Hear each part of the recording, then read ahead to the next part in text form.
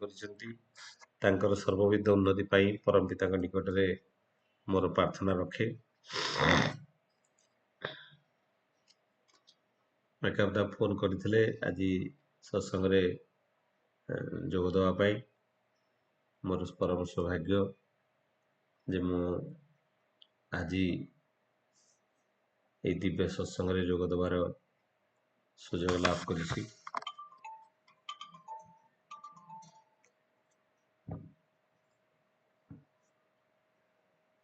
ଠାକୁରଙ୍କର ଅନେକ ଦିବ୍ୟ ଲୀଳାର କଥା ଆମେ ସବୁଦିନେ ଶୁଣୁଛେ, ସବୁଦିନେ ଆଲୋଚନା କରୁଛେ ସେ ଦିବ୍ୟ ଲୀଳାର କଥା। ସେଇ ଦିବ୍ୟ ଲୀଳାର ମୂଳ କଥା ହେଉଛି ଯେ ମଣିଷ ଭିତରେ ଦିବ୍ୟତାର ପରିପ୍ରକାଶ କରାଇବା, ମଣିଷକୁ ଗୋଟେ ଦିବ୍ୟ ମାନବରେ ପରିଣତ କରିବା। ମଣିଷ ଭିତରେ ଯଦି ସେ ଦିବ୍ୟତାଟା ଫୁଟି ଉଠେ, ଠାକୁର ଯାହା କହୁଥିଲେ ପ୍ରତ୍ୟେକ ମଣିଷ ତା ବୈଶିଷ୍ଟ୍ୟରେ ଗଢ଼ା, ତାର ବ୍ୟକ୍ତିଗତ ବୈଶିଷ୍ଟ୍ୟ ହିଁ ତାର ଜୀବନର ରୂପାନ୍ତରୀକରଣ, ମାନେ ସେ ତା ଜୀବନଟା ତାର ପରିପ୍ରକାଶ ହେଉଛି, ତାର ବୈଶିଷ୍ଟ୍ୟ ହିଁ ତାର ପରିପ୍ରକାଶ। ତେଣୁ ଏହି ବୈଶିଷ୍ଟ୍ୟ ହେଉଛି ବିଶେଷ ଭାବରେ ଶ୍ରେଷ୍ଠ ହୋଇ ଉଠିଥିବା ପ୍ରତିଭା ବା ଗୁଣ ହେଉଛି ତାର ବୈଶିଷ୍ଟ୍ୟ। ତେଣୁ ଏଇ ଯୋଉ ଧର୍ମ ତାର ବୈଶିଷ୍ଟ୍ୟକୁ ଏକ ଉନ୍ନତ ବୈଶିଷ୍ଟ୍ୟ ରୂପାନ୍ତରିତ କରେ। ତେଣୁ ଠାକୁର କହୁଛନ୍ତି ଧର୍ମ ଯଦି ଗୋଷ୍ଠୀଜାତ ନ ହୁଏ ତାହେଲେ ଇଏ ସମଷ୍ଟିଜାତ ହେଇପାରିବ ନାହିଁ। ତାର ମାନେ ହେଉଛି ଯଦି ଧର୍ମଟା ମାଇକ୍ରୋକସ୍ମିକାଲି ପରିପ୍ରକାଶ ନ ହୁଏ ତ ମାକ୍ରୋକସ୍ମିକରେ ତାର ପରିପ୍ରକାଶ ହେବ ନାହିଁ। ତାମାନେ ଯଦି ଧର୍ମଟା ଜଣେ ବ୍ୟକ୍ତିଗତ ଜୀବନରେ ସେ ନ ନିଭାଏ, ତାର ବ୍ୟକ୍ତିତ୍ୱରେ ପରିପ୍ରକାଶ ନ ହୁଏ, ସେ ସାମାଜିକ ଜୀବନରେ ତାର ପରିପ୍ରକାଶ କରାଇବାଟା ସମ୍ଭବ ନୁହେଁ। ତେଣୁ ଏଇ ଯୋଉ ମାଇକ୍ରୋକସ୍ମିକ ହେଉଛି ତାର ନିଜର ବ୍ୟକ୍ତିତ୍ୱ, ନିଜ ଭିତରେ ଯଦି ଧର୍ମଟାକୁ ସେ ପରିପାଳନ ନ କରେ, ଧର୍ମର ପରିଭାଷା ତାର ଚଳଣି ବ୍ୟକ୍ତିତ୍ୱ ଭିତରେ ଯଦି ପରିପ୍ରକାଶ ନ ହୁଏ, ତେବେ ସମାଜର ପରିବର୍ତ୍ତନରେ ସେ ତାର ମୂଳ ସ୍ରୋତରେ ସେ କୌଣସି ପ୍ରକାର ଧାର ଧରିପାରେ ନା। ତେଣୁ ସାମାଜିକ ସ୍ତରରେ ଧର୍ମର ପ୍ରତିଷ୍ଠା ପାଇଁ ତାର ଅବଦାନ କିଛି ରହେ ନା। ତେଣୁ ଯାହା କୁହାଯାଏ ଯଦି ବ୍ୟକ୍ତିର ଆତ୍ମ ମନ୍ଥନ ନାହିଁ, ଆତ୍ମଚିନ୍ତନ ନାହିଁ, ଆତ୍ମିକ ଉନ୍ନତି ହେଇନି, ତେବେ ସେ ସାମାଜିକ ଉନ୍ନତିର ସିଏ ଧାରାର ତାର କୌଣସି ଧାର ଧାରେ ନା। ତେଣୁ ଆଜି ସମାଜରେ ଯଦି ଦେଖାଯାଏ ଅନେକ ବ୍ୟକ୍ତି ଅଛନ୍ତି, ଅନେକ ବିଶିଷ୍ଟ ବ୍ୟକ୍ତି ଯେଉଁମାନଙ୍କୁ ଆମେ ସେଲିବ୍ରିଟି ବୋଲି କହୁ, ସେ ରାଜନୀତିଜ୍ଞ ହୁଅନ୍ତୁ ବା ଚଳଚ୍ଚିତ୍ର ଶିଳ୍ପୀ ହୁଅନ୍ତୁ, କଣ୍ଠ ଶିଳ୍ପୀ ହୁଅନ୍ତୁ, କ୍ରିକେଟ ତାରକା ହୁଅନ୍ତୁ, ଏଇମାନେ ହେଉଛନ୍ତି ବର୍ତ୍ତମାନର ସେଲିବ୍ରିଟି ବା ବିଶେଷ ମଣିଷ। ତେଣୁ ସେଇମାନଙ୍କ ଜୀବନରେ ଧର୍ମର ପରିପ୍ରକାଶ କିଛି ସେମିତି କିଛି ଦେଖାଯାଏନି ଯାହାକୁ ନେଇକି ମଣିଷ ତାକୁ ଅନୁପ୍ରେରିତ ହବ। ହয়তো ତାର ଗୋଟିଏ ଗୁଣ, କୌଣସି ଗୋଟେ ଗୁଣ ଅତି ଉଚ୍ଚତରରେ ପରିପ୍ରକାଶ ହେଇଛି, ଯୋଉଥିପାଇଁ ସେ ଗୋଟେ ବଡ଼ ଉଚ୍ଚତର କଣ୍ଠଶିଳ୍ପୀ ହେଇଛି, କି ଗୋଟେ ବଡ଼ ରାଜନେତା ହେଇଛି, କି ବଡ଼ ଅଭିନେତା ହେଇଛି, ନେତା ଅଭିନେତା କିଛି ବି ହେଇଥାଇପାରେ। ତାର ବ୍ୟକ୍ତିତ୍ୱରେ ସେ ଧର୍ମର ପରିପ୍ରକାଶ ହେଇନି, ସେ କୌଣସି ଗୋଟେ ଗୁଣର ପରିପ୍ରକାଶ ହେଇଛି ଯୋଉଟା ତାର ପୂର୍ଣ୍ଣ ବିକଶିତ ବୈଶିଷ୍ଟ୍ୟ ହେଇଥାଇପାରେ। ତେଣୁ ଠାକୁର କହୁଛନ୍ତି ଜଣେ ଯଦି ଇଷ୍ଟଙ୍କ ଚଳନୀରେ ନିଜ ଜୀବନକୁ ସମର୍ପିତ କରେ, ଇଷ୍ଟଙ୍କ ଭାବଧାରାରେ ଜୀବନଟାକୁ ଚଳାଏ, ଇଷ୍ଟଙ୍କ ସହିତ ଯୁକ୍ତ ହୁଏ, ତେବେ ତାର ବ୍ୟକ୍ତିଗତ ଜୀବନର ବୈଶିଷ୍ଟ୍ୟ କିଛି ରହେ ନା। ସେ ଇଷ୍ଟଙ୍କର ବୈଶିଷ୍ଟ୍ୟ ହିଁ ତା ଜୀବନର ବୈଶିଷ୍ଟ୍ୟ ରୂପାନ୍ତରିତ ହେଇଯାଏ। ତେଣୁ ଇଷ୍ଟଙ୍କର ଚଳଣି ତା ଜୀବନର ଚଳଣିରେ ରୂପାନ୍ତରିତ ହୁଏ, ଇଷ୍ଟକୁ ନେଇକି ଜୀବନ। ତେଣୁ ଯାହା ଆମେ ଜାଣୁ ତା ଭିତରେ ଠାକୁରତ୍ୱର ପରିପ୍ରକାଶ ହେଲା ବୋଲି କୁହାଯାଏ। ତେଣୁ ତା ଭିତରେ ଠାକୁରତ୍ୱଟା ଜାଗେଇ ଉଠେ। ଯେତେବେଳେ ତା ଭିତରେ ଠାକୁରତ୍ୱଟା ଜଗେଇ ଉଠେ, ସେ ଅନେକ କିଛି ସମାଜରେ ଅନେକ କିଛି ପରିବର୍ତ୍ତନ କରିପାରେ। ତାକୁ ଦେଖିକି ଅନେକ ମଣିଷ ଠାକୁରଙ୍କୁ ବୁଝିପାରନ୍ତି। କାରଣ ତାକୁ ଦେଖିକି ଅନେକ ଲୋକ ଠାକୁରଙ୍କ ବିଚାରଧାରାକୁ ଗ୍ରହଣ କରନ୍ତି। ଠାକୁରଙ୍କର ଦର୍ଶନ, ଠାକୁରଙ୍କର ଆଦର୍ଶ ଅନେକ ବ୍ୟକ୍ତିଙ୍କର ଆଦର୍ଶରେ ରୂପାନ୍ତରିତ ହୁଏ। ତେଣୁ ଆମକୁ ଜୀବନରେ ସେଇ ଇଷ୍ଟ କେନ୍ଦ୍ରିକ ଜୀବନ ଯାପନ କରିବାକୁ ପଡ଼ିବ। ଆଉ ଆମେ ଯେଉଁମାନଙ୍କୁ ଜୀବନର ଆଦର୍ଶ ବୋଲି ଆମେ ଧରି ନେବା, ଯଦି ଏଇ କ୍ରିକେଟ ତାରକାକୁ ଆମ ଜୀବନର ଆଦର୍ଶ ବୋଲି ଧରି ନେବା, ଆମେ ହୟତ ଗୋଟେ କ୍ରିକେଟ ତାରକା ହିଁ ଯାଇପାରୁ, କିନ୍ତୁ ଏକ ସୁମଣିଷ ରୂପାନ୍ତରିତ ହେଇପାରିବା ନାହିଁ। ତେଣୁ ଅନେକ ସମୟରେ ଦେଖାଯାଏ ଏଇ ମାନବ ଅନେକକୁ ମନେ ମନେ ନିଜର ଆଦର୍ଶ ବୋଲି ଭାବେ। କେହି କେହି କେହି ନେତାକୁ ନିଜର ଆଦର୍ଶ ବୋଲି ଭାବେ, କେହି ଅଭିନେତାକୁ ଆଦର୍ଶ ବୋଲି ଭାବେ, କେହି କ୍ରିକେଟ ତାରକାକୁ ଆଦର୍ଶ ବୋଲି ଭାବେ। କିନ୍ତୁ ସେଇଭଳିଆ ଆମେ ମଣିଷଟେ ହେଇପାରୁ। କିନ୍ତୁ ତାହା ଯେ ଆମ ଜୀବନର ପୂର୍ଣ୍ଣତା, ତାହା ଯେ ଆମ ଜୀବନର ସମ୍ପୂର୍ଣ୍ଣ ଦିଗ୍ବଳୟର ସେଇ ଶେଷ ଶିଖା, ସେମିତି ହୁଏ ନା। କାରଣ ଆମକୁ ଜୀବନରେ ଗୁରୁଙ୍କୁ ଧରିବାକୁ ପଡ଼ିବ। ପୂର୍ଣ୍ଣ ବିବର୍ତ୍ତିତ ପୁରୁଷ, ଏ ବିବର୍ତ୍ତନର ସର୍ବ ବିବର୍ତ୍ତିତ ପୁରୁଷ, ଦ complete evolutionary person Shri Shri Thakur, ଯିଏ ହଉଛି ତାଙ୍କ ଭିତରେ ବ୍ରହ୍ମତ୍ୱର ପୂର୍ଣ୍ଣ ବ୍ରହ୍ମତ୍ୱର ପରିପ୍ରକାଶ ଥିଲା। ଅନେକ ଦେବା ଦେବୀ ପ୍ରେରିତ ପୁରୁଷଙ୍କୁ ପ୍ରେରଣା କଲା ପରେ ଯିଏ ପୁଣି ଥରେ ପୂର୍ଣ୍ଣ ବିବର୍ତ୍ତିତ ଭାବରେ ନୂତନ ସଂସ୍କରଣରେ ଯିଏ ଆବିର୍ଭୂତ ହେଇଛନ୍ତି ଏ ଧରାପୃଷ୍ଠରେ, ସେ ହଉଛନ୍ତି ଶ୍ରୀ ଶ୍ରୀ ଠାକୁର। କାରଣ ତାଙ୍କ ଭିତରେ ବ୍ରହ୍ମତ୍ୱର ପୂର୍ଣ୍ଣ ପରିପ୍ରକାଶ ଥିଲା, ଯାହାକି ତାଙ୍କର ସେଇ ବାଲ୍ୟାବସ୍ଥାରୁ ହିଁ ପରିପ୍ରକାଶ ଥିଲା। ଯେତେବେଳେ ଅତି ବାଲ୍ୟ ଅବସ୍ଥାରେ ତାଙ୍କ ମା ତାଙ୍କର ହାତ ଧରିକି ନେଇକି ଯାଉଛନ୍ତି, ପଡ଼ିଶା ଘରେ ଗୋଟେ ଛୁଆଟେ ଜନ୍ମ ହେଇଛି, ଚାଲ ଦେଖି ଆସିବୁ। ବାଳୁତ ସିଏ ଅନୁକୂଳ ଚନ୍ଦ୍ର କହୁଛନ୍ତି, ସେ ତ 18 ଦିନରେ ଚାଲି ମରିଯିବ, ମୁଁ କାହିଁକି ଦେଖିଯିବି? ମା ତାଙ୍କୁ କହୁଛନ୍ତି, ତୁ କି ଅଲକ୍ଷଣ କଥା କହୁଛୁ? ଏବଂ ବାସ୍ତବରେ ଦେଖାଯାଇଛି 18 ଦିନ ପରେ ସେ ସନ୍ତାନଟିର ମୃତ୍ୟୁ ହେଇଯାଇଛି। ଇଏ ହଉଛି ପୂର୍ଣ୍ଣ ବ୍ରହ୍ମତ୍ୱର କଥା। ତାଙ୍କୁ କିଏ ଚିହ୍ନି ପାରିବ? ଯାହାଙ୍କ ଭିତରେ ପୂର୍ଣ୍ଣ ବ୍ରହ୍ମତ୍ୱର ପରିପ୍ରକାଶ ଥିଲା, ଯିଏ ହଉଛନ୍ତି ପୂର୍ଣ୍ଣ ବିବର୍ତ୍ତିତ ପୁରୁଷ, ଯିଏ ହଉଛନ୍ତି ପୁରୁଷୋତ୍ତମ, ଯିଏ ମାନବ ଉଦ୍ଧାର କରିବା ପାଇଁ ଏ କଳି ଯୁଗରେ ସନ୍ଧିକ୍ଷଣରେ ଯାହାଙ୍କର ଆବିର୍ଭାବ, ତାଙ୍କୁ ନେଇ ତ ତାଙ୍କୁ ଚିହ୍ନିବ କିଏ? ତାଙ୍କ ଭିତରେ ସେଇ ପରିପ୍ରକାଶ ଥିଲା। ତାଙ୍କର ସେଇ ଦିବ୍ୟତାକୁ ଯଦି ଆମେ ଦେଖୁ, ଭଲସେ ବନ୍ଦ କରି ଦେଖ ବାଟା, ତାଙ୍କର ସେଇ ଦିବ୍ୟତାଟାକୁ ଯଦି ଆମେ ଦେଖୁ, ସେଇ ଦିବ୍ୟତା ଭିତରେ ଯେତେବେଳେ ଅନ୍ନପ୍ରସନ୍ନ ପରେ ପରେ ଠିକ 9-10 ମାସ ବୟସରେ ଯେତେବେଳେ ଶ୍ରୀ ଶ୍ରୀ ଠାକୁର ତାଙ୍କର ପଡ଼ୋଶୀ ଘରକୁ ଯାଇଛନ୍ତି, ଗୋପାଳ ଦାଙ୍କ ଉମେଶ ଚନ୍ଦ୍ର ବନ୍ଦୋପାଧ୍ୟାୟଙ୍କ ଘରକୁ, ଗୋପାଳ ମୂର୍ତ୍ତିକୁ କାଢିକି ବାରମ୍ବାର ସେ ବସି ଯାଉଛନ୍ତି ସେଇ ଗୋପାଳ ମୂର୍ତ୍ତିଙ୍କ ଜାଗାରେ। ମା ଯେତେବେଳେ ରାଗିକି ତାଙ୍କ ଗାଲରେ ଚାପୁଡା ମାରିକି ପଚାରୁଛନ୍ତି, ତୁ କାହିଁକି ଏପରି ଦୁଷ୍ଟ ହଉଛୁ? ଶ୍ରୀ ଠାକୁର କହୁଛନ୍ତି, ସେ ମତେ ଡାକছে କେନ୍? ସେ ମତେ ଡାକছে କେନ୍?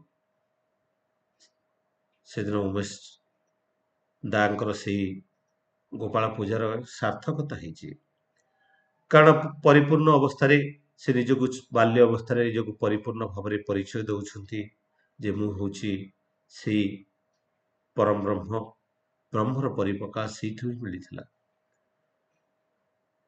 ବର୍ଷା ହେଇଛି, ସ୍କୁଲରୁ ଫେରୁଛନ୍ତି ଶ୍ରୀ ଶ୍ରୀ ଠାକୁର, ବାଟରେ ଗୋଟେ ମୁସଲମାନ ପାଣି ନାଳି ଭିତରେ ପଡ଼ିକି ଆଲ୍ଲାହ ଆଲ୍ଲାହ ରକ୍ଷା କର, ଆଲ୍ଲାହ ବୋଲିକି ଚିତ୍କାର କରି ଡାକୁଛି। ତାର ଦାଢ଼ିଟା ଖାଲି ଦେଖାଯାଉଛି। ତାର ହାତ ଧରି ଯେତେବେଳେ ଠାକୁର ତାକୁ ଉଠି ଆଣିଛନ୍ତି, ସେଦିନ ସେଇ ମୁସଲମାନ ମଣିଷଟେ କହୁଛି, ତୁ କି ମୋର ଆଲ୍ଲାହ, ତୁ କି ମୋର ଭଗବାନ? କାରଣ ସିଏ ହିଁ ପରମ ଉଦ୍ଧାତା। ସେଦିନ ବର୍ଷାରେ ଆଶ୍ରୟହୀନ ବାଜପକ୍ଷୀଟି ଯେତେବେଳେ ତାଙ୍କ କାନ୍ଧରେ ଆଶ୍ରୟ ନେଇଛି, ଏବଂ ବୋଧେ ଭାବୁଛି ଇଏ ହିଁ ତାର ପରମ ଆଶ୍ରୟ, ଯୋଉ ଆଶ୍ରୟ ପାଇକି ସିଏ ତାର ସମକୁଛି ଜୀବନର ସବୁ ଆଶ୍ରୟକୁ ସେ ଯେମିତି ପୂର୍ଣ୍ଣ ଭାବରେ ଅନୁଭବ କରୁଛି, ଏଇ ପରମ ଆଶ୍ରୟଙ୍କୁ ପାଇକି। ତେଣୁ ତାଙ୍କୁ ବୁଝିବା ମଧ୍ୟ ଅସମ୍ଭବ ହେଇଉଠେ। କାରଣ ତ ଏହି ଦିବ୍ୟତର ଦିବ୍ୟ ପରିପ୍ରକାଶ ମାନବ ସଭ୍ୟତାକୁ ପୂର୍ଣ୍ଣ ଭାବରେ ସେ ହିଁ ବୁଝେଇ ଦେବାକୁ ଆସିଛନ୍ତି। ମଣିଷ ଜୀବନରେ ଶାନ୍ତି ଦରକାର। ବିଜ୍ଞାନର ଅଗ୍ରଗତି ହେଇଛି। ବିଜ୍ଞାନ ଆଜି ଅନେକ ପାଦ ଆଗକୁ ଚାଲିଯାଇ ସୃଷ୍ଟିର ସମସ୍ତ କଥାକୁ ନିଜ ନିୟନ୍ତ୍ରଣ ଭିତରେ ଆଜି ରଖି ଆର୍ଟିଫିସିଆଲ ଇଣ୍ଟେଲିଜେନ୍ସ କହୁ, ଚାଟ୍ ଜିପିଟି କହୁ କି ଯୋଉ କିଛି ଆଜି ଉନ୍ନତ ସ୍ତରରେ ଆଜି ପହଞ୍ଚିଛି ମାନବ ସଭ୍ୟତା, ସବୁ କିଛି ପାଇ ଯଦି କିଛି ହରେଇ ବସିଛି ତାହା ହଉଛି ଆନନ୍ଦ। ସୁଖ ଟିକକ ତା ପାଖରେ ଆଉ ନାହିଁ। ସେଇ ସୁଖର ପରିଭାଷା କି ବୁଝେଇ ଦେବା ପାଇଁ ଶ୍ରୀ ଠାକୁର ଆସିଛନ୍ତି। ସେଇଥିପାଇଁ ଶ୍ରୀ ଠାକୁର କହୁଛନ୍ତି ସତା ସଚ୍ଚିଦାନନ୍ଦମୟ। ଆମର ସତ୍ତା, ଯାହାକୁ ଆମେ ଆତ୍ମା ବୋଲି କହୁ। ମୋ ମନରେ ପ୍ରଶ୍ନ ଥିଲା, ଏ ଆତ୍ମା ବୋଧେ ହଉଛି ସତ୍ତା। କିନ୍ତୁ ମୁଁ ପୁଣି ପଢିକି ବୁଝିଲି ଆତ୍ମାର ପରିପ୍ରକାଶ ଯାହା ତାହା ହିଁ ସତ୍ତା। ତେଣୁ ଏହି ସତ୍ତା ସଚ୍ଚିଦାନନ୍ଦମୟ। ସେ ହିଁ ଆନନ୍ଦର ସ୍ୱରୂପ, ସଚ୍ଚିତ ଆନନ୍ଦର ସ୍ୱରୂପ।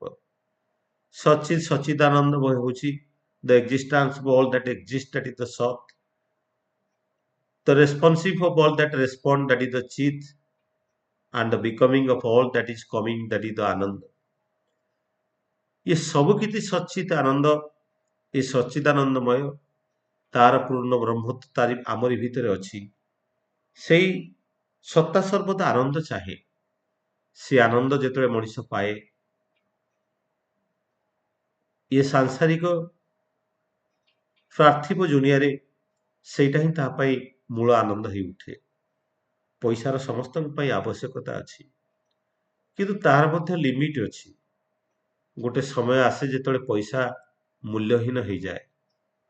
ଆଜି ଅନିଲ ଅଗ୍ରୱାଲ, ଯିଏକି ବେଦାନ୍ତ ଗ୍ରୁପର ମୁଖ୍ୟ, ଏତେ ଅର୍ଥ କମେଇଛନ୍ତି। ଆଜି ଯେତେବେଳେ ପୁଅ ତାଙ୍କର ଚାଲିଯାଇଛି, ଦେହାନ୍ତ ହେଇଯାଇଛି, ତାଙ୍କର ସେଇ 50 ବର୍ଷର ପୁଅଟେ, ଏ ସମ୍ପତ୍ତିକୁ ଧାରଣ କରିବା ପାଇଁ କେହି ନାହିଁ।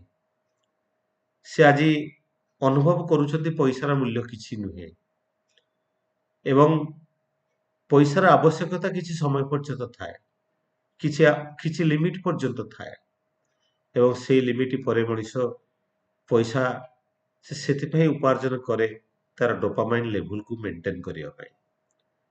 କାରଣ ତାର ଡୋପାମାଇନ ହିଁ ତାକୁ ଆନନ୍ଦ ଦିଏ। ଅନେକ କିଛି ଆଚିଭମେଣ୍ଟ ହିଁ ତାକୁ ଆନନ୍ଦ ଦିଏ। ସେ ଆଚିଭମେଣ୍ଟଟା ସେ ପଇସା ପାଇଁ କରେ ନା, ସେ ଡୋପାମାଇନ ପାଇଁ ହିଁ କରେ, ସେଇଥିପାଇଁ ହିଁ ସେ କରେ।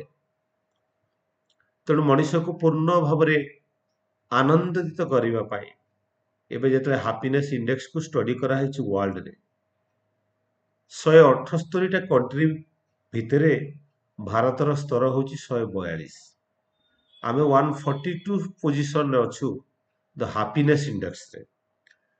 ତାର କିଛି କିଛି କାରଣ ହଉଛି ଯେ ଆମମାନେ ଅନେକ ମଣିଷ ଆମ ଭିତରେ ଅଛନ୍ତି ଯୋଉମାନେ ଦାରିଦ୍ର୍ୟର ସୀମାରେଖା ତଳେ ଅଛନ୍ତି, ଯୋଉମାନଙ୍କ ପାଇଁ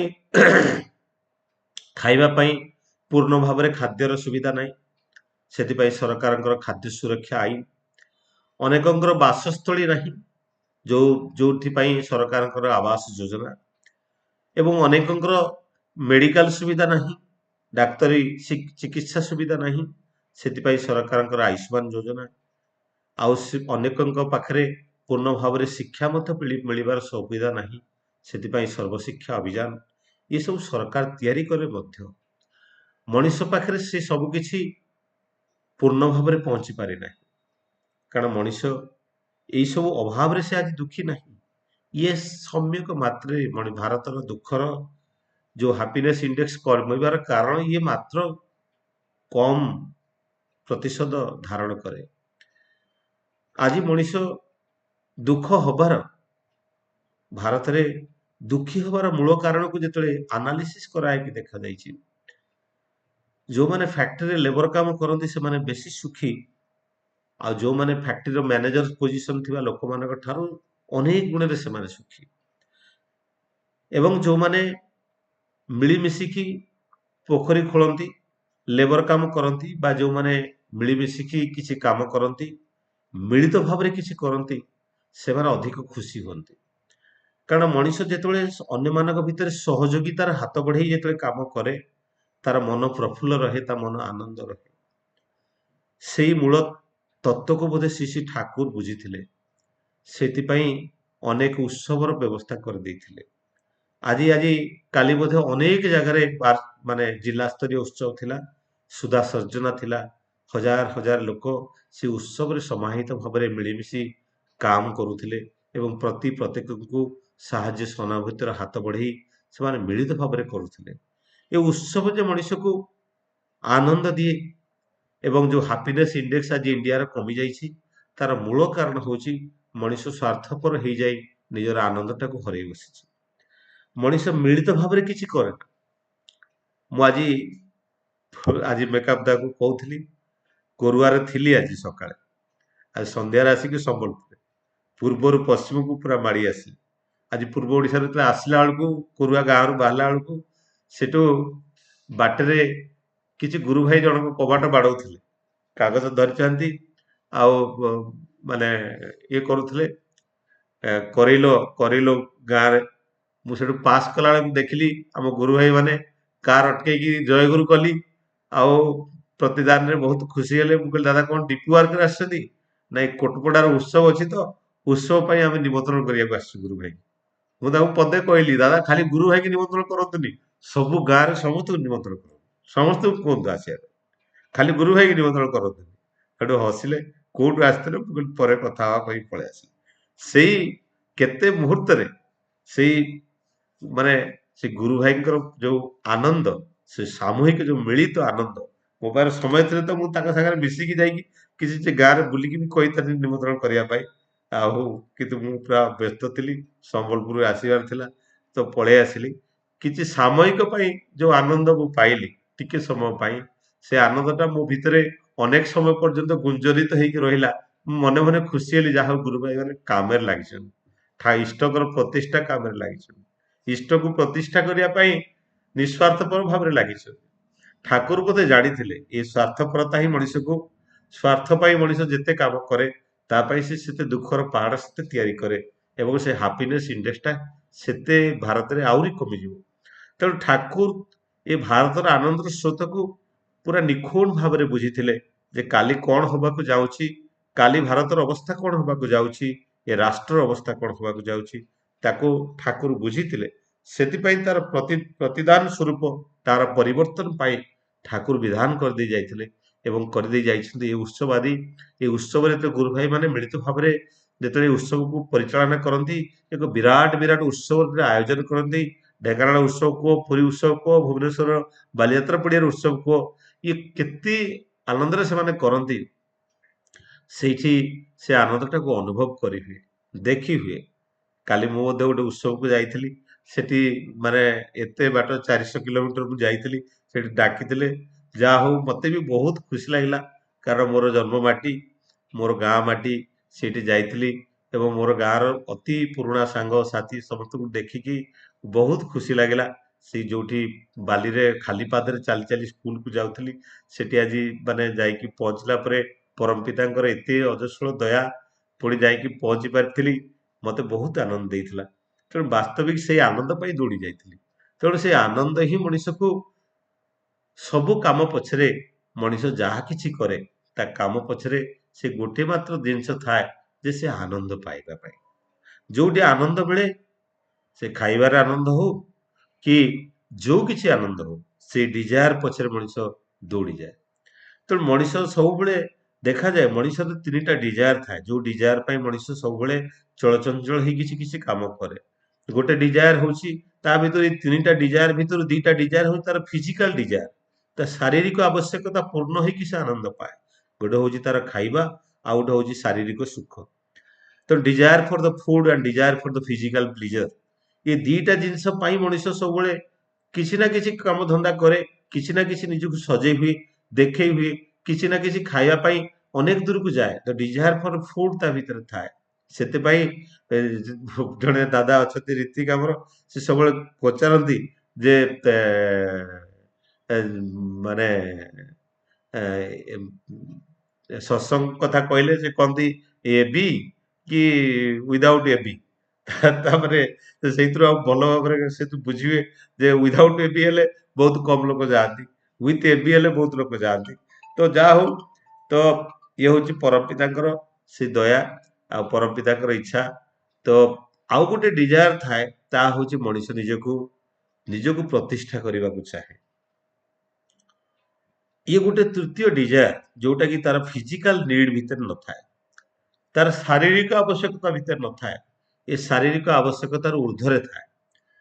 ତ desire for the food, desire for the physical pleasure and desire for to be different from the others, ଆମେ ଅନ୍ୟମାନଙ୍କ ଠାରୁ ନିଜକୁ ସ୍ୱତନ୍ତ୍ର ଭାବରେ ଦେଖେଇବାକୁ ଚାହୁଁ, ଏବଂ ସେଇଟା ପଛପଟରେ ଯଦି କିଛି ଥାଏ, ଯଦି ତାକୁ ଆମେ ପ୍ରତି ଏ, ମାନେ ଅତି ନିଗୁଡ ଭାବରେ ଦେଖୁ, ତାହା ହଉଛି ନିଜର ଅହଙ୍କାର। ଆମେ ସବୁବେଳେ ଚେଷ୍ଟା କରୁ ତ ଅନ୍ୟମାନଙ୍କ ଠାରୁ ନିଜକୁ ଭିନ୍ନ ଦେଖେଇବା ପାଇଁ, ଅନ୍ୟମାନଙ୍କ ଠାରୁ ନିଜକୁ ସ୍ୱତନ୍ତ୍ର ଭାବରେ ଦେଖେଇବା ପାଇଁ, ଅନ୍ୟମାନଙ୍କ ଠାରୁ ନିଜକୁ ବଡ କରିକି ଦେଖେଇବା ପାଇଁ। ଆମେ ଦିନ ସାରା ଯାହା ବି କଥା ହଉ, ଯାହା ବି ଗପୁ, ବା ଯୋଉଠି କିଛି କଥା ହଉ, ଚା ଦୋକାନରେ ହଉ କି ପାନ ଦୋକାନରେ ହଉ କି ସାଙ୍ଗସାଥି ମେଳରେ ଆମେ ଯାହା ବି କଥା ହଉ, ଆପଣ ଥରେ ବି ଆନାଲିସିସ୍ କରିକି ଦେଖନ୍ତୁ, ଥରେ ବି ଗୂଢ ଭାବରେ ଦେଖନ୍ତୁ, ଆମେ ସେଇ କଥା କହୁ ଯାହା ଆମର ପରିଚୟ ପ୍ରଦାନ କରେ, ଯାହା ଆମର ଅହଙ୍କାରକୁ ପରିବେଷିତ କରେ, ନିଜକୁ ବଡ କରି ତୋଳିବାର କଥା କହୁ। କିନ୍ତୁ ସେଇ ଜାଗାରେ ମୁଁ ଯଦି ଇଷ୍ଟ କଥା କୁହେ, ଇଷ୍ଟଙ୍କୁ ବଡ କରି ତୋଳିବାର କଥା କୁହେ, ତାହେଲେ ମୁଁ ଆପେ ଆପେ ବଡ ହେଇଯାଏ। ଆଉ ଇଷ୍ଟ ତ ବଡ ହୁଅନ୍ତି, ଆଉ ମୁଁ ମଧ୍ୟ ବଡ ହେଇଯାଏ। କିନ୍ତୁ ମୁଁ କଣ କରେ, ଇଷ୍ଟ କଥା କୁହେନି, ଇଷ୍ଟଙ୍କୁ କହୁ କହୁ ମୁଁ ନିଜ କଥା କହିଦେଲେ, ମୁଁ ଏମିତି କଲି, ମୁଁ ଯାଇକି କହିଲି, ଲୋକଙ୍କୁ କହିଲି, ସେମିତି କହିବାର ଲୋକ ଆଇଲେ, ଆଉ ମୋର ଗୀତଟା ଏତେ ଭଲ ହେଲା ବୋଲି ଲୋକ ଶୁଣୁଥିଲେ, ଏତେ ଦୂରରୁ ଲୋକ ଆସି କହିଲେ, ସବୁବେଳେ ମୁଁ କରି କହେ। ଇଏ ହଉଛି ଅହଙ୍କାର। ତେଣୁ ଇଷ୍ଟଙ୍କୁ ପ୍ରତିଷ୍ଠା କରିବାରେ ଆମକୁ ନିଜକୁ ଛୋଟ କରିବାକୁ ପଡିବ। ଆମେ ଯଦି ନିଜକୁ ଛୋଟ କରି ଇଷ୍ଟଙ୍କୁ ବଡ କରିକି ତୋଳି ପାରିବା, ତେଣୁ ଆପେ ଆପେ ଆମେ ନିଜେ ବଡ ବଡ ବଡ ହେଇଯିବା। ଲୋକମାନେ ଆମକୁ ପସନ୍ଦ କରିବେ, ଲୋକମାନେ ଆମକୁ ପ୍ରଶଂସା କରିବେ। ତେଣୁ ସେଇଟା ସେଇଟା ହଉଛି ଏକ ଆମୂଳିକ, ମାନେ ନିତ୍ୟାନ୍ତ ସତ ଜିନିଷ। ତେଣୁ ଏଥିରେ କିଛି ଏ, ମାନେ ଭୁଲ କରି ବୁଝିବାରେ କିଛି ନାହିଁ। ତେଣୁ ଠାକୁର ତ କହୁଥିଲେ ଯେ ଦେହ ଥିବା ଯାଏ ଅହଙ୍କାର ମଧ୍ୟ ଯାଏ ନାହିଁ। ଏ ଦେହ ଯେ ପର୍ଯ୍ୟନ୍ତ ଅଛି, ଏ ସତ୍ତା ଅସ୍ତିତ୍ୱର କଥା ଠାକୁର କହୁଥିଲେ। ଏ ଦେହ ଯୋଉ ମୌଳିକ ଉପାଦାନରେ ତିଆରି ହେଇଛି, ଏ ଯୋଉ 8ଟା ମୌଳିକ ଉପାଦାନ ଯୋଉ ପଞ୍ଚଭୂତରେ ତିଆରି, ତା ସହିତ ଆଉ 3ଟା ଜିନିଷ ତା ସାଙ୍ଗରେ ମିଶିକି ଅଛି। ତା ହଉଛି, ଏଇ ହଉଛି ଗୋଟେ ମନ ଅଛି ତା ସହିତ, ଯୋଉଟା କି ମନମୟ କୋଷ, ଆଉ ଗୋଟେ ବୁଦ୍ଧି ଅଛି, ଯାହା ଜ୍ଞାନମୟ କୋଷ, ଆଉ ଗୋଟେ ଅଛି, ତା ହଉଛି ଆମର ଅହଙ୍କାର। ଏଇ ଯୋଉ 8ଟା ଜିନିଷ ଦେଇକି ଆମ ଶରୀର, ଏଇ ଅହଙ୍କାରଟା ଦେହ ଥିବା ଯାଏ ଯାଏନି। ନ ଯିବା ବି କଥା, ରହିବା କଥା। ଯଦି ଅହଙ୍କାର ନ ରହେ, ତେଣୁ ଆମେ ନିଜକୁ ଆଉ ଉପରକୁ ଉଠେଇ ପାରିବାନି। ମୋର ଗୋଟେ ସ୍ୱ ଅଭିମାନ ରହିବା କଥା, ମୁଁ ଗୋଟେ ସ୍ୱାଭିମାନୀ ହବା କଥା।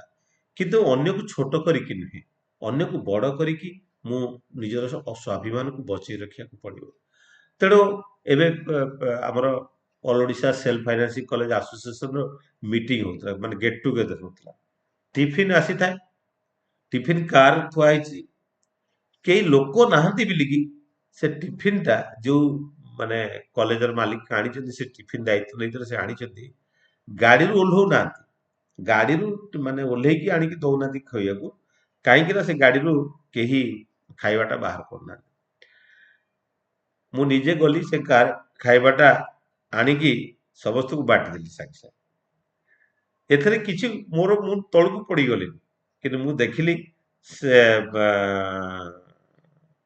ଯେ ଏଇଟା ହଉଛି, ମାନେ ଆମେ ଏ, କଥା ହଉଛି ଯେ ତାଙ୍କ ଜାଗାରେ ସେ ଠିକ ଅଛନ୍ତି, ଯେ ମୁଁ ଗୋଟେ କଲେଜର ମାଲିକ, ଆଉ ମୁଁ ଖାଇବାଟା ଆଣିକି ବାଣ୍ଟିବି, କେହି ନାହାନ୍ତି, ଯଦି କେହି ନାହାନ୍ତି ସେଦିନ ବାଣ୍ଟିବାରେ କଣ ଅସୁବିଧା ଅଛି? ତ ସେଥିରେ କିଛି ଅସୁବିଧା ନାହିଁ। ମୁଁ ଯେମିତି ଆଣି ପକେଇଲି, ମୁଁ ଦେଖିଲି ଯେତେବେଳେ ଧରିକି ଆସିଲି, ଆଉ ସମସ୍ତେ ଉଠିଗଲେ। ନାଇଁ ନାଇଁ ସାର୍, ଆପଣ ଆଣନ୍ତୁନି, ଆପଣ ଆଣନ୍ତୁନି କହିକି ସମସ୍ତେ ଉଠିଗଲେ। ଆଉ ସମସ୍ତେ ନିଜ ନିଜ ଟିଫିନ ସେଠୁ ବାହାର କରିକି ସେଇଠୁ ଅଧା ବାଟରୁ ନେଇକି ଖାଇଦେଲେ ସମସ୍ତେ। ତେଣୁ ମତେ ବି ଆଉ ଆଣିକି ପହଞ୍ଚିବାକୁ ପଡିଲାନି। ସେଠୁ ସମସ୍ତେ ମିଶିଗଲେ, ଆଉ ସମସ୍ତେ ଖାଇଦେଲେ, ଆଉ କାହାରି ଅହଙ୍କାର କିଛି ରହିଲାନି। ସେ 40-50 ଜଣ ଥିଲେ, ସମସ୍ତେ ମାନେ ମାକ୍ସିମମ୍ ଲୋକ ଉଠିଗଲେ, ଏବଂ ସମସ୍ତେ ନିଜ ନିଜ ଟିଫିନ ବାଢିକି ଖାଇଗଲେ ଯେହେତୁ। ଇଏ ହଉଛି କଥା, ଯଦି ନିଜେ ଆମେ ଯଦି ନିରଙ୍କାର ହେଇକି ଯେତେବେଳେ ପାଦେ ଆଗେଇ ଯିବା, ତାହେଲେ ଅନ୍ୟମାନଙ୍କ ଭିତରେ ଥିବା ସେ ଅହଙ୍କାର ଟା ଧୀରେ କି ପତଳା ହେଇଯିବ। ତେଣୁ ମୁଁ ଯଦି ଅହଙ୍କାର କରିକି ଯଦି, ଏଇ ତମେ ଆଣ, ତମେ କାହିଁକି ଦବନି ବୋଲି ଝଗଡା ଲାଗିଯାଇଥାନ୍ତା। ତେଣୁ ଯାହା ବି ହଉ, ଯାହା ଠାକୁର ସେଥିପାଇଁ କହୁଥିଲେ, ଦେହ ଥିବା ଯାଏ ଅହଙ୍କାର ଯାଏ ନାହିଁ, ଆଉ ଭାବ ଥିବା ଯାଏ ମଧ୍ୟ ଅହଙ୍କାର ଯାଏ ନାହିଁ। ତେଣୁ ମଣିଷ ନିଜକୁ ନିଜକୁ ସ୍ୱତନ୍ତ୍ର ଭାବରେ ଦେଖେଇବା ପାଇଁ ଚାହେଁ, ନିଜକୁ ଆତ୍ମପ୍ରତିଷ୍ଠା କରିବା ପାଇଁ ଚାହେଁ। ତେଣୁ ଠାକୁର କହୁଛନ୍ତି ତେବେ ନିଜର ଆଦର୍ଶ ଉପରେ ଦେଇ ପାସିଭ ହୋଇ ଯିଏ ଯେତେ ରହିପାରେ ସେ ସେତେ ନିରହଙ୍କାରୀ ଓ ସେତେ ଉଦାର ହେଇ ଉଠେ। ତେଣୁ ନିଜର ଅହଙ୍କାରକୁ ଯେତେ ପତଳା କରି ଦିଆଯାଇପାରେ, ଏଇ ନିଜର ଅହଙ୍କାରଟା ସେତେବେଳେ ପତଳା ହୁଏ ଯଦି ଆମେ ଠାକୁରଙ୍କର ଆଦର୍ଶରେ ନିଜକୁ ଅନୁପ୍ରାଣିତ କରୁ। ତେଣୁ ଇଷ୍ଟଙ୍କ ବୈଶିଷ୍ଟ୍ୟ ଯେତେବେଳେ ମୋର ବୈଶିଷ୍ଟ୍ୟ ରୂପାନ୍ତରିତ ହେଇଯାଏ, ସେତେବେଳେ ମୁଁ ନିରହଙ୍କାରୀ ହେଇ ଉଠେ। ମୋର ନିଜର ଅହଙ୍କାର କିଛି ରହେ ନା। କାରଣ ଇଷ୍ଟଙ୍କର ଆଦର୍ଶ ହିଁ ମୋର ଆଦର୍ଶ ହେଇ ଉଠେ। ଇଷ୍ଟଙ୍କର ବୈଶିଷ୍ଟ୍ୟ ହିଁ ମୋର ବୈଶିଷ୍ଟ୍ୟ ହେଇ ଉଠେ। ଏବଂ ସେଇ ବୈଶିଷ୍ଟ୍ୟକୁ ନେଇକି ମୁଁ ତାଙ୍କରି ବୈଶିଷ୍ଟ୍ୟରେ ଜୀବନ ଯେତେବେଳେ ଗଢ଼େ, ଯାହା ଠାକୁର କହୁଥିଲେ ଯେ ପ୍ରତ୍ୟେକ ମଣିଷ ହଉଛନ୍ତି ଗୋଟେ ଗୋଟେ କ୍ଷୁଦ୍ର ଭଗବାନ, ତା ଭିତରେ ସେ ଦିବ୍ୟତ୍ୱର ପରିପ୍ରକାଶ ହୁଏ। ତେଣୁ ଠାକୁର କହୁଛନ୍ତି ନିଜର ଗର୍ବ ଯେତେ ନ କରାଯାଏ ସେତେ ହିଁ ମଙ୍ଗଳ। ଏବଂ ଆଉ ଆଦର୍ଶର ଗର୍ବ ଯେତେ କରାଯାଏ ତାହା ହିଁ ମଙ୍ଗଳ। ତେଣୁ ନିଜର ଗର୍ବ କଲେ ତା ଅମଙ୍ଗଳ ହେଇଥାଏ। ନିଜକୁ ବଡ କରିବା ପାଇଁ ଚେଷ୍ଟା କଲେ, ତେଣୁ ଆମ ଭିତରେ ସେଇ ଜିନିଷଟା ଥାଏ ଯେ ନିଜକୁ ମୁଁ ବଡ କରିବା ପାଇଁ ଚାହେଁ। ଇଏ ହଉଛି ମଣିଷର ଗୋଟେ ଡିଜାୟାର।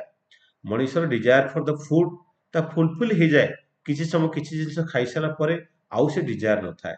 ଖାଇବାକୁ ଆପଣ ଯଦି ପେଟ ଭରି ଯାଇଛି, ଆପଣ ଯାହା ଦେଲେ ବି ଆଉ ଇଚ୍ଛା ହୁଏନି ଖାଇବା ପାଇଁ, କାରଣ ତାର ଗୋଟେ ଲିମିଟ ଥାଏ। ତ desire for the physical pleasure, ୟାର ବି ଗୋଟେ ଲିମିଟ ଥାଏ। କିଛି ସମୟ ପରେ ସିଏ ମଧ୍ୟ ପୂର୍ଣ୍ଣତା ଲାଭ କରେ, ଆଉ ଡିଜାୟାର ରହେନି। କିନ୍ତୁ desire to be different from the others, ଅନ୍ୟଠାରୁ ନିଜକୁ ଭିନ୍ନ ଦେଖେଇବାର ଯୋଉ ଡିଜାୟାରଟା ମଣିଷ ପାଖରେ ଥାଏ, ସେଇଟା ହିଁ ମଣିଷକୁ ବଡ କରି ତୋଳେ ଆଉ ଛୋଟ କରି ମଧ୍ୟ ତୋଳେ। ସେ ବଡ କରି ତୋଳେ ମାନେ ସେଇ ଡିଜାୟାର ପାଇଁ ମଣିଷ ବଡ ହେଇଯାଏ, ଆଉ ସେଇ ଡିଜାୟାର ପାଇଁ ମଣିଷ ଛୋଟ ହେଇଯାଏ ଯେତେବେଳେ ସେ ତାର ନିଜକୁ ଆତ୍ମପ୍ରତିଷ୍ଠା ପାଇଁ ସବୁ କିଛି କରେ। ନିଜକୁ ଅନ୍ୟଠାରୁ ଭିନ୍ନ କରି ତୋଳିବାଟା ଖରାପ ଜିନିଷ ନୁହେଁ, ନିଜକୁ ଅନ୍ୟଠାରୁ ଭିନ୍ନ କରି ତୋଳିବାଟା ଖରାପ ଜିନିଷ ନୁହେଁ। କିନ୍ତୁ ନିଜର ପ୍ରଶଂସା ଅନ୍ୟମାନଙ୍କ ଠାରୁ ପାଇବା ପାଇଁ ଯଦି ଆମେ କିଛି କରୁ, ତେଣୁ ଆମେ ଅନ୍ୟମାନଙ୍କ ପାଖରେ ଛୋଟ ହେଇଯାଉ। ତେଣୁ ଆମେ ଛୋଟ ହେଇଯିବାଟା ଏଇଟା ହିଁ ମୂଳ ତତ୍ତ୍ୱ। ତେଣୁ ଠାକୁର କହୁଛନ୍ତି, ତେଣୁ ଏଇଟାର ମୂଳ କାରଣ ହଉଛି ଆମେ କାହାକୁ ନା କାହାକୁ ଜୀବନରେ ଆଦର୍ଶ ବୋଲି ଧରି ପକେଇଥାଉ। ତେଣୁ ଆପଣ ସମସ୍ତେ ଦେଖନ୍ତୁ, ଆମେ ଯେତେବେଳେ ଛୋଟ ପିଲା ଥିଲେ, ସ୍କୁଲରେ ପଢୁଥିଲା ବେଳେ ଆମେ ସ୍କୁଲର କୌଣସି ଗୋଟେ ଶିକ୍ଷକକୁ ଆମର ଆଦର୍ଶ ବୋଲି ଭାବିଥାଉ। ମୁଁ ବଡ ହେଲେ ଏଇଭଳିଆ ସାର୍ ହେବି। ଗାଁରେ ଥିବା କେହି ଜଣେ ପ୍ରତିଷ୍ଠିତ ମଣିଷ, କେହି ଜଣେ ଲବ୍ଧ ପ୍ରତିଷ୍ଠିତ ମଣିଷ, ଯିଏକି ଯାହାର ପ୍ରଶଂସାରେ ସମାଜ ପ୍ରକମ୍ପିତ ହୁଏ, ଆମେ ତାକୁ ପିଲାବେଳେ ମନେ ମନେ ତାକୁ ହିଁ ମୋ ଜୀବନର ଆଦର୍ଶ ବୋଲି ଭାବି ଦେଇଥାଏ ଏବଂ ତାରି ଭଳି ନିଜକୁ ଗଢି ତୋଳିବା ପାଇଁ ଚେଷ୍ଟା କରେ। ତେଣୁ ଇଏ କଥା ହଉଛି, ମୁଁ ତାରି ଭଳି ହେଇଯାଏ, କିନ୍ତୁ ତା ଭିତରେ ଥିବା ସେଇ କଳଙ୍କିତ ଅଧ୍ୟାୟଟା ମୋ ଭିତରେ ମଧ୍ୟ ଏକ କଳା ଅଧ୍ୟାୟ ହେଇକି ପୁଣି ତିଆରି ହେଇଯାଏ। ତେଣୁ ବାସ୍ତବରେ ଆମେ ଏମିତି ଜଣେ ଆଦର୍ଶକୁ ନେଇକି ଜୀବନରେ ଚାଲିବା କଥା, ଯାହାଙ୍କ ଭିତରେ ପୂର୍ଣ୍ଣ ଭାବରେ ପରିପ୍ରକାଶ ହେଇଛି ଜୀବନ ଆଦର୍ଶ, ଯିଏ ହଉଛନ୍ତି ସମ୍ପୂର୍ଣ୍ଣ ଆଦର୍ଶ। ସେଥିପାଇଁ ଆମେ ଯୋଉ ଭଗବାନଙ୍କର କଥା କହୁ, ଯୋଉ ପୂଜାର କଥା କହୁ, ତେଣୁ ଭଗବାନ କଥା ଯେତେବେଳେ ପଚାଇଛୁ ହୁ ଇଜ ଦ ଗଡ, ଠାକୁର କହୁଛନ୍ତି ଗଡ ଇଜ ଦ ଆଇଡିଆଲ। ଠାକୁର କହୁଛନ୍ତି ଗଡ is the ideal. Swami Vivekananda କହୁଛନ୍ତି କି ଗଡ is ଫାଇନାଇଟ and Garh is ଇନଫାଇନାଇଟ, and if you feel in the finite form, then the living ideal will be there। ତ ଜୀବନ୍ତ ଆଦର୍ଶ ଯିଏକି ସେ ରାମକୃଷ୍ଣ ପରମହଂସକୁ ସେ ଭାବୁଥିଲେ, ସେ ହଉଛନ୍ତି ତାଙ୍କ ଗୁରୁ ବୋଲି ମାନିଥିଲେ, ଏବଂ ସେ ହିଁ ତାଙ୍କର ଫାଇନାଇଟ ଫର୍ମରେ, କିନ୍ତୁ ଇନଫାନାଇଟ ଫର୍ମରେ ସେ ହଉଛନ୍ତି ପୂର୍ଣ୍ଣ ବ୍ରହ୍ମ ବା ପୂର୍ଣ୍ଣ ବିଶ୍ୱର ଯେ ପରିଚାଳକ, ବିଶ୍ୱ ବ୍ରହ୍ମାଣ୍ଡ ଭିତରେ ଯେ ଆଚ୍ଛାଦିତ, ସେ ହଉଛନ୍ତି ଇନଫାନାଇଟ। କିନ୍ତୁ ଠାକୁରଙ୍କ ଭାଷାରେ ଦ ଗଡ ଇଜ ଦ ଆଇଡିଆଲ। ଗଡ ହଉଛି କେହି ନୁହେଁ, ଈଶ୍ୱର ବୋଲି କେହି ନାହିଁ। ଈଶ୍ୱର ହଉଛି ଆଦର୍ଶ, ଈଶ୍ୱର ହଉଛନ୍ତି ଲିଭିଂ ଆଇଡିଆ, ଜୀବନ୍ତ ଆଦର୍ଶ, ଯାହାଙ୍କୁ ପ୍ରେରଣ କରି, ଯାହାଙ୍କର ଅନୁଶାସନବାଦକୁ ମାନି ବା ଯାହାଙ୍କର ଆଶୀର୍ବାଦ ମାନେ ଯାହାକୁ ବ୍ୟାଖ୍ୟା କରିବା ପାଇଁ ଶ୍ରୀ ଠାକୁର କହୁଛନ୍ତି ତାଙ୍କର ଅନୁଶାସନବାଦ। ତାଙ୍କର ଅନୁଶାସନବାଦକୁ ଯଦି ମୁଁ କଣ୍ଟାଇ କଣ୍ଟାଇ ମାନେ, ତାହା ହିଁ ପରମ ଆଦର୍ଶ, ସେ ହିଁ ପୂର୍ଣ୍ଣ ଭାବରେ ମୁଁ ତାଙ୍କୁ ହିଁ ଗ୍ରହଣ କରିପାରେ। ତେଣୁ ଏଇ ଯୋଉ ଗଡ ଇଜ ଦ ଲିଭିଂ ଆଇଡିଆଲ, ଇଏ ହଉଛି ଠାକୁରଙ୍କର କଥା। ଠାକୁର କହୁଛନ୍ତି the God is the living ideal. Living ideal, ଜୀବନ୍ତ ଆଦର୍ଶ ହଉଛନ୍ତି ଭଗବାନ। ତେଣୁ ଯେତେବେଳେ ମଣିଷ ସେଇ ଜୀବନ୍ତ ଆଦର୍ଶକୁ ଅନୁପ୍ରେରଣ କରି ଯେତେବେଳେ ଜୀବନଟାକୁ ଅତିବାହିତ କରେ, ତାହେଲେ ତା ଜୀବନ ଭିତରେ ପୂର୍ଣ୍ଣତା ଆସେ। ତେଣୁ ପୂଜା ମାନେ ପୂରିତ ହବା ମାନେ ମୁଁ ଯାହାକୁ ପୂଜା କରେ ତାଙ୍କର ଆଦର୍ଶ ମୋ ଭିତରେ ପରିପୂର୍ଣ୍ଣତା ଲାଭ କରୁ, ତାହା ହିଁ ହଉଛି ପୂଜାର ମୂଳ ତତ୍ତ୍ୱ। ମୁଁ ଯେତେବେଳେ ଶିବଙ୍କୁ ପୂଜା କରେ, ମୁଁ ଯେତେବେଳେ ରାମଙ୍କୁ ପୂଜା କରେ, ମୁଁ ଯେତେବେଳେ ଶ୍ରୀକୃଷ୍ଣଙ୍କୁ ପୂଜା କରେ, ମୁଁ ଯେତେବେଳେ ଜଗନ୍ନାଥଙ୍କୁ ପୂଜା କରେ, ମୁଁ ଯେତେବେଳେ ଲକ୍ଷ୍ମୀ, ସରସ୍ୱତୀ, କାଳୀ, ଦୁର୍ଗା ମାଙ୍କୁ ପୂଜା କରେ, ତେଣୁ ତାଙ୍କର ଆଦର୍ଶ ଯଦି ମୋ ଭିତରେ ପୂରିତ ନ ହୁଏ, ତେଣୁ ମୋର ପୂଜାର କିଛି ସାର୍ଥକତା ରହେ ନା। ଇଏ ହଉଛି ଠାକୁରଙ୍କର କଥା। ଠାକୁର ସେଥିପାଇଁ କହୁଛନ୍ତି ଯେ ପୂଜା ମାନେ ପୂରିତ ହବା, ପୂର୍ଣ୍ଣିତ ହବା, ନିଜ ଭିତରେ ତାଙ୍କରି ଆଦର୍ଶ ମୋ ଭିତରେ ପୂର୍ଣ୍ଣତା ଲାଭ କରୁ ଏବଂ ମୁଁ ତାଙ୍କ ଭଳି ହେଇ ଉଠେ। ଆଜି ହନୁମାନଙ୍କୁ ଅନେକ ପୂଜା କରନ୍ତି। ଜୟ ବଜରଙ୍ଗ ବାଲି ଦଳ ମଧ୍ୟ ଅଛି। ଜୟ ବଜରଙ୍ଗ ବାଲି ଦଳ, ଏମିତି ବହୁତ କିଛି ଲୋକମାନେ ଅଛନ୍ତି। ଆମେ ବଜରଙ୍ଗ ବାଲି, ଆମେ ହନୁମାନ ଭକ୍ତ। କିନ୍ତୁ ହନୁମାନଙ୍କର ଯୋଉ ଆଦର୍ଶ, ହନୁମାନଙ୍କର ଯୋଉ ବ୍ୟକ୍ତିତ୍ୱ, ସେ ବ୍ୟକ୍ତିତ୍ୱ ଯଦି ମୋ ଭିତରେ ପରିପ୍ରକାଶ ଲାଭ ନ କରେ, ତେଣୁ ହନୁମାନଙ୍କ ପୂଜାର ସାର୍ଥକତା ମୋ ଭିତରେ ହୁଏ ନା। କାରଣ ମୋ ଭିତରେ ସେତେ ଅହଙ୍କାର ଅଛି। କାରଣ ହନୁମାନଙ୍କର ଜୀବନକୁ ଆଦର୍ଶକୁ ଯଦି ଦେଖାଯାଏ, ଏ ହନୁମାନ ହଉଛନ୍ତି ସେଇ ଦ୍ୱାପର ଯୁଗର ସେଇ ମଣିଷ, ଯେତେବେଳେ ଭାରତର ଯୋଉ ଆର୍ଯ୍ୟଭୂମି ଭାରତ, ଭାରତର ମୂଳ ଅଧିବାସୀ ହଉଛନ୍ତି ଦ୍ରାବିଡ। ଏ ଆର୍ଯ୍ୟ ମାନେ ଉତ୍ତର ମେରୁରୁ ଆସିକି ଭାରତରେ ଅନୁପ୍ରବେଶ କରିକି ହିମାଳୟର ପାଦ ଦେଶରେ ବସତି ସ୍ଥାପନ କରିଥିଲେ।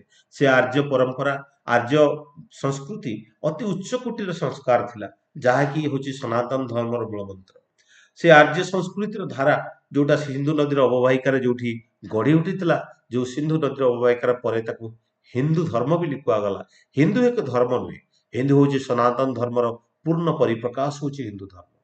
ତେଣୁ ଏଇ ସନାତନ ସଂସ୍କୃତି ଯାହାକି ଗଢି ଉଠିଥିଲା, ଯାହାକୁ ପରେ ଆର୍ଯ୍ୟ ସଂସ୍କୃତି ବୋଲି କୁହାଯାଏ, ସେ ଆର୍ଯ୍ୟ ସଂସ୍କୃତିର ରେତ ଶରୀର ଭିତରେ ରାମଚନ୍ଦ୍ରଙ୍କର ଜନ୍ମ। ଏ ରାମଚନ୍ଦ୍ର ଏ ଆର୍ଯ୍ୟ ସଂସ୍କୃତିର ଧାରା ଭିତରେ ଜନ୍ମ ନେଇଥିଲେ। କିନ୍ତୁ ଏ ଆର୍ଯ୍ୟ ମାନେ ଯେତେବେଳେ ଭାରତର ମୂଳ ଅଧିବାସୀ ନୁହନ୍ତି, କିନ୍ତୁ ଜ୍ଞାନ, ଗାରିମା, ପୁଷ୍ଟିରେ ସର୍ବୋତ୍କୃଷ୍ଟ ଥିଲେ ସେଇ ଭାରତ, ମାନେ ପୃଥିବୀରେ ସର୍ବଶ୍ରେଷ୍ଠ ଜାତି ଥିଲେ ପୃଥିବୀରେ। ଏବଂ ଯେତେବେଳେ ଆର୍ଯ୍ୟମାନେ ମାନେ ହିମାଳୟ ପାଦ ଦେଶରୁ କନ୍ୟାକୁମାରୀ ପର୍ଯ୍ୟନ୍ତ, ଆକୁମାରୀ କନ୍ୟାକୁମାରୀ ପର୍ଯ୍ୟନ୍ତ ପଦଯାତ୍ରାରେ ରାମଚନ୍ଦ୍ର ଯେତେବେଳେ ବନବାସରେ ଯାଇଥିଲେ, ହନୁମାନଙ୍କର ସହିତ ଯଦି ସାକ୍ଷାତ ହେଇଥିଲା। ହନୁମାନ ହଉଛନ୍ତି ଦ୍ରାବିଡ, ତାଙ୍କର ଲାଙ୍ଗୁଡ ଥିଲା। ଇଏ ତାଙ୍କର ବିବର୍ତ୍ତନ ପୂର୍ଣ୍ଣ ବିବର୍ତ୍ତିତ ଭାବରେ ନଥିଲେ। ଯୋଉ ମଣିଷ ମାନେ ବିବର୍ତ୍ତିତ ହେଇକି ଯୋଉ ରାମଚନ୍ଦ୍ର ହେଇଥିଲେ, ସେ ହଉଛନ୍ତି ଏକ ପୂର୍ଣ୍ଣ ବିବର୍ତ୍ତିତ ଏବଂ ସେମି ଇଭଲ୍ୟୁସନାରୀ କଣ୍ଡିସନରେ ଥିଲେ ଦ୍ରାବିଡିଆନ ମାନେ। ସେମାନଙ୍କର ଲାଞ୍ଜୁଡ ଥିଲା, ଜଙ୍ଗଲରେ ରହୁଥିଲେ, ପଶୁପକ୍ଷୀ ମାନଙ୍କ ସହିତ ମିଶିକି ରହୁଥିଲେ। ଇଏ ହଉଛି ମୂଳ ତତ୍ତ୍ୱ। ଏବଂ ସେଇ ହନୁମାନଙ୍କ ଭିତରେ ବୁଦ୍ଧି ଥିଲା, ସେ ତପସ୍ୟା କରୁଥିଲେ ଏବଂ ତାଙ୍କ ଭିତରେ ସେଇ ଜ୍ଞାନ ଏବଂ ତାଙ୍କ ଭିତରେ ଧ୍ୟାନ ଧାରଣା ସବୁ କିଛି ଥିଲା, ଯାହାକି ସେ ରାମଚନ୍ଦ୍ରଙ୍କୁ ଯେତେବେଳେ ଦର୍ଶନ କହିଥିଲେ, ରାମଚନ୍ଦ୍ରଙ୍କୁ ଦର୍ଶନ କଲା ପରେ ତାଙ୍କର ବ୍ୟକ୍ତିତ୍ୱ, ତାଙ୍କର ଯୋଉ ଆଦର୍ଶରେ ସେ ଜୀବନ୍ତ ଆଦର୍ଶରେ ସେ ଅନୁପ୍ରାଣିତ ହେଇଥିଲେ, ଯାହା ଠାକୁର କହୁଥିଲେ the God is nothing but is the living ideal. ସେ ଲିଭିଂ ଆଇଡିଆଲ ଜୀବନ୍ତ ଆଦର୍ଶକୁ ହନୁମାନ ପାଇଥିଲେ। ତେଣୁ ହନୁମାନଙ୍କ ଠାରୁ ପରମ ଭକ୍ତ ଆଉ କିଏ ଅଛି? ହନୁମାନଙ୍କ ଠାରୁ ଜ୍ଞାନୀ ମଣିଷ କିଏ ଅଛି? ଆମେ ହନୁମାନଙ୍କୁ ପ୍ରାର୍ଥନା କରୁଛୁ, କିନ୍ତୁ ଏ ଯୁଗର ଜୀବନ୍ତ ଭଗବାନଙ୍କ ମାନେ ଚରଣାଶ୍ରିତ ହେଇପାରୁନୁ। ଆମେ ହନୁମାନର ଭକ୍ତ ହେଇଛୁ, କିନ୍ତୁ ଏ ଯୁଗର ଯିଏ ମାନେ ଜୀବନ୍ତ ଆଇଡିଆଲ, ଯେ ଜୀବନ୍ତ ଭଗବାନ, ତାଙ୍କୁ ଚିହ୍ନି ପାରୁନୁ, କିମ୍ବା କେହି ଚିହ୍ନେଇ ଦେଲେ ମଧ୍ୟ ଆମେ ଚିହ୍ନିବାକୁ ସମ୍ଭବ ହଉନି। ଆମେ ହନୁମାନ ଭକ୍ତ। ହନୁମାନ କଣ ଚାହିଁଥିଲେ? ହନୁମାନଙ୍କ ସେତେବେଳେ କଣ ବ୍ରହ୍ମା, ବିଷ୍ଣୁ, ମହେଶ୍ୱର, ଶିବଙ୍କର ପୂଜା ବ୍ୟବସ୍ଥା ନଥିଲା? ତ ସେ ରାମଚନ୍ଦ୍ରଙ୍କର ଭକ୍ତ କାହିଁକି ହେଇଗଲେ? ସେତେବେଳେ ତ ବ୍ରହ୍ମାଙ୍କର ଉପାସନା ଥିଲା, ସେତେବେଳେ ତ ବିଷ୍ଣୁଙ୍କର ଉପାସନା ଥିଲା, ସେ ତ ଧ୍ୟାନ କରୁଥିଲେ ବିଷ୍ଣୁକୁ। ତେଣୁ ସେ ଜୀବନ୍ତ ମଣିଷ ରାମଚନ୍ଦ୍ରକୁ କାହିଁକି ସେ ତାଙ୍କର ଭକ୍ତ ହେଇଗଲେ? ଏବଂ ସେ ଭକ୍ତ ହେଇକି ସେ କାହାର ଉନ୍ନତି ହେଲା? ରାମଚନ୍ଦ୍ରଙ୍କର ଉନ୍ନତି ହେଲା ନା ହନୁମାନର ଉନ୍ନତି ହେଲା? ଆଜି ଯଦି ରାମଚନ୍ଦ୍ରଙ୍କର ଯେତିକି ମନ୍ଦିର ନାହିଁ ପୃଥିବୀରେ, ତାଠୁ ବୋଧେ ଲକ୍ଷାଧିକ ଗୁଣରେ ଅଧିକ ମନ୍ଦିର ହନୁମାନଙ୍କର ଅଛି। ମାନେ ହନୁମାନ ଆଜି ଶ୍ରେଷ୍ଠ ହେଇ ଉଠିଛନ୍ତି ସେ ଜୀବନ୍ତ ଆଦର୍ଶକୁ ଜୀବନରେ ଧରି। ଆମେ ମଧ୍ୟ ଜୀବନ୍ତ ଆଦର୍ଶ ଆମ ଜୀବନରେ ଆଜି ପାଇଛେ। ସେଇ ଜୀବନ୍ତ ଆଦର୍ଶକୁ ଯଦି ଆମେ ଜୀବନରେ ଅନୁପ୍ରାଣିତ କରି ସେଇ ଇଷ୍ଟକ ପ୍ରତିଷ୍ଠାରେ ଆମେ ଯଦି ଲାଗିଯିବା, ତେବେ ଜୀବନଟା ଆମେ ମଧ୍ୟ ଏକ ମହାନ ମଣିଷରେ ରୂପାନ୍ତରିତ ହେଇପାରିବା। ତାରି ସାଙ୍ଗେ ସାଙ୍ଗେ ଆମ ସେଇ ମାନେ ଆଦର୍ଶ ଲିଭିଂ ଆଇଡିଆଲ, ଯାହାକୁ ଆମେ ଠାକୁରଙ୍କୁ ଯୋଉ ପାଇଛେ, ଯେମିତି ହନୁମାନ ରାମଚନ୍ଦ୍ରଙ୍କୁ ପାଇଥିଲେ, ତେଣୁ ଆମେ ମଧ୍ୟ ଠାକୁରଙ୍କୁ ପାଇଛେ, ଠାକୁରଙ୍କୁ ମଧ୍ୟ ଆମେ ଉଚ୍ଚସ୍ତର ସ୍ଥାନରେ ପ୍ରତିଷ୍ଠା କରିପାରିବା।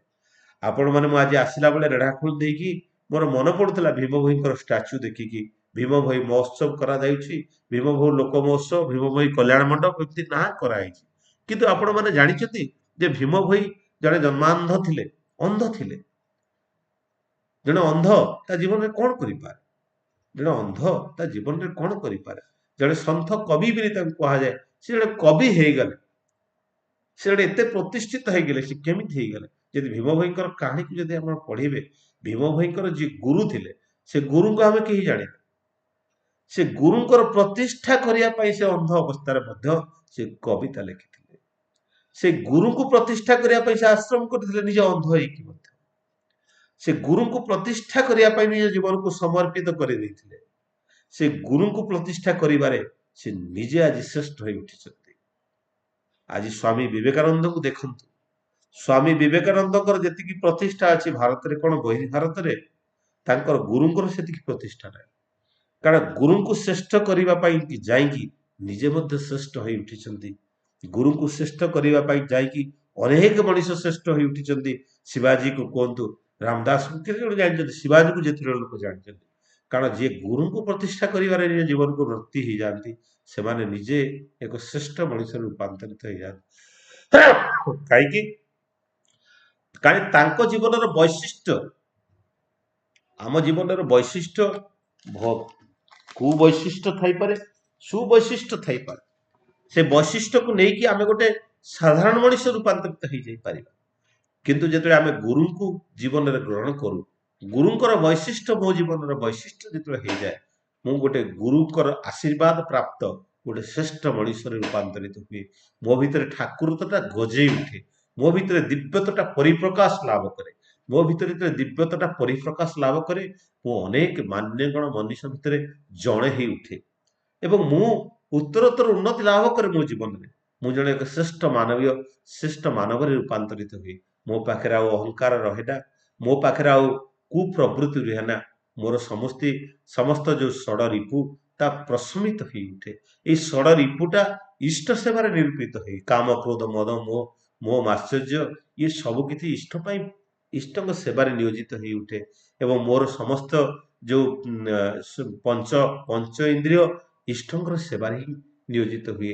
ଇଷ୍ଟଙ୍କର ସେବାରେ, ଇଷ୍ଟଙ୍କର ପ୍ରତିଷ୍ଠାରେ ହିଁ ସେ ଆନନ୍ଦ ଲାଭ କରେ। ସେମିତି ଜୀବନ, ସେଇ ଗୁରୁଙ୍କୁ ଶ୍ରେଷ୍ଠ କରି ଆମେ ଶ୍ରେଷ୍ଠ ହୋଇ ଉଠିବା। ଏହି ହିଁ ଆଜି ଜୀବନର ଦିନରେ ଆଜି ଦିନରେ ତାହା ହିଁ ଆହ୍ୱାନ। ତେଣୁ ଯାହା ଠାକୁର କହୁଥିଲେ, the living ideal is the God, God is nothing but is the living ideal. ଈଶ୍ୱର ହଉଛନ୍ତି ସେଇ ଜୀବନ୍ତ ଆଦର୍ଶ। ସେଇ ଜୀବନ୍ତ ଆଦର୍ଶକୁ ଆମେ ଜୀବନରେ ପାଇଛେ। ଆମେ ନିଜକୁ ଧନ୍ୟ ମନେ କରିବା ସହିତ ଆମେ ନିଜକୁ ଶ୍ରେଷ୍ଠ ମଣିଷ ରୂପାନ୍ତର କରିବାର ପାଥ ପାଇଛେ। ଏବଂ ଗୁରୁଙ୍କର ମୂଳ ଉଦ୍ଦେଶ୍ୟ ହଉଛି ଯେ ଅନ୍ୟମାନଙ୍କୁ ଶ୍ରେଷ୍ଠ କରି ତୋଳିବା। ତେଣୁ ଅନ୍ୟର ମଙ୍ଗଳର ଚିନ୍ତା ବା ଅନ୍ୟର ମଙ୍ଗଳ ହିଁ ମୋ ନିଜ ମଙ୍ଗଳର ପ୍ରସ୍ତୁତି ହିଁ, ତାହା ହିଁ ଥିଲା ଠାକୁରଙ୍କର ବାଣୀ। ତେଣୁ ସମସ୍ତେ ମିଳିତ ଭାବରେ ଗାଇ ଉଠିବା, ବନ୍ଦେ ପୁରୁଷୋତ୍ତମମ୍, ବନ୍ଦେ ପୁରୁଷୋତ୍ତମମ୍, ବନ୍ଦେ ପୁରୁଷୋତ୍ତମମ୍। ଦାଦା ଜୟ ଗୁରୁ। ଜୟ ଗୁରୁ। ଅତି ସୁନ୍ଦର ଭାବରେ, ଅତି ଚମତ୍କାର ଭାବରେ ଯୋଉ ଅହଙ୍କାରର କଥା ଆଜି ତୋଳି ଧରିଛନ୍ତି, ବହୁତ ସୁନ୍ଦର ହେଇଛି। ଅନ୍ୟକୁ ବଡ କରିବା, ତେଣୁ ଯୋଉ ଅନ୍ୟକୁ ବଡ କଲେ ଆମେ ନିଜେ ବଡ ହବା, ଏଇ ଯୋଉ ଜିନିଷ ଠାକୁର ଆମକୁ ଆଜି କେବେ ଆମେ ଜାଣିନଥିଲେ, ଆଜି ଠାକୁର ଆସିବାରୁ ଆମେ ସମସ୍ତ କଥା ଆଜି ଜାଣିପାରୁଛେ, ବୁଝିପାରୁଛେ। ଯାହା ହଉ, ପରମ ପିତାଙ୍କ ଶ୍ରୀ ଚରଣରେ ମୁଁ ପ୍ରାର୍ଥନା ରଖିବି। ଆମର କାର୍ତ୍ତିକ ଚନ୍ଦ୍ର ବାରିକ ଦାଦା ସୁଦୂର ସମ୍ବଲପୁରରୁ, ଯାହା ହଉ ସୁନ୍ଦର ଭାବରେ ଆଜି ଆମର ଇଷ୍ଟ ଆଲୋଚନା ସୁନ୍ଦର ଭାବରେ ତୋଳି ଧରିଛନ୍ତି। ମୁଁ ପରମ ପିତାଙ୍କ ଶ୍ରୀ ଚରଣରେ ପ୍ରାର୍ଥନା ରଖି ତାଙ୍କର ସୁଦୀର୍ଘ ନିରାମୟ ଜୀବନ, ପରିବାର ବର୍ଗଙ୍କର ସୁଖ ଶାନ୍ତି କଲ୍ୟାଣ ପାଇଁ ପରମ ପିତାଙ୍କ ଚରଣରେ ପ୍ରାର୍ଥନା ଜଣାଉଛି। ଜୟ ଗୁରୁ। ଦାଦାଙ୍କୁ ଅନୁରୋଧ ରଖିବି, ଟିକେ ଆମର ଅନିସନ୍ଦିଷ୍ଟ କାର୍ଯ୍ୟକ୍ରମ ବା ପ୍ରଶ୍ନୋତ୍ତର କାର୍ଯ୍ୟକ୍ରମ ଟିକେ ଭାଗ ନେଇ ଏ କାର୍ଯ୍ୟକ୍ରମ ଆଗକୁ ଧାରାକୁ ନେବେ। ଜୟ ଗୁରୁ। ଆସନ୍ତୁ, ବର୍ତ୍ତମାନ ଆମର ଗୁରୁ ବନ୍ଦନା, ଆମର ଭକ୍ତି ନୈବେଦ୍ୟ 3ଟି, କୋରସ ଗୋଟିଏ।